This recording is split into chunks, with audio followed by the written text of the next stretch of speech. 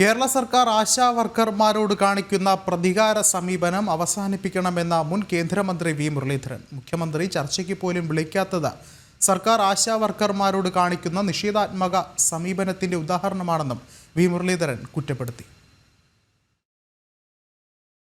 ഈ സന്ദർഭത്തിൽ PSC അംഗങ്ങളുടെ വേതനം വർദ്ധിപ്പിച്ചത് ആശാവർക്കർമാരെ അപമാനിക്കുന്നത് തുല്യമാണെന്നും മുരളീധരൻ പറഞ്ഞു. ഈ വിഷയത്തിൽ കേന്ദ്ര സർക്കാരിനെ പഴിചാരി സംസ്ഥാന സർക്കാർ രംഗത്ത് വന്നിട്ടുണ്ട്.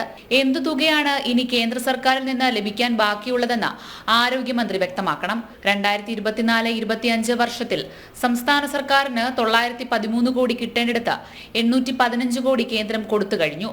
എല്ലാ കാര്യങ്ങളിലും കേന്ദ്ര സർക്കാരിനെ പഴിചാരുന്നത് സംസ്ഥാന സർക്കാരിന്റെ പതിവ് രീതിയായി മാറിക്കഴിഞ്ഞു. മുരളീധരൻ പറഞ്ഞു. സംസ്ഥാന സർക്കാരിലെ മന്ത്രിമാർ എല്ലാ വിഷയത്തിലും കേന്ദ്രത്തിനെ കുറ്റപ്പെടുത്തുന്ന രീതി തുടർന്നുകൊണ്ട് ഈ വിഷയത്തിലും കേന്ദ്ര സർക്കാരിന്റെ പോരായ്മകൾ പിടിപ്പുകേടാണ് ഇതിന് കാരണം എന്നും പറഞ്ഞുകൊണ്ട് ഇപ്പോൾ രംഗത്ത് വന്നിട്ടുണ്ട്.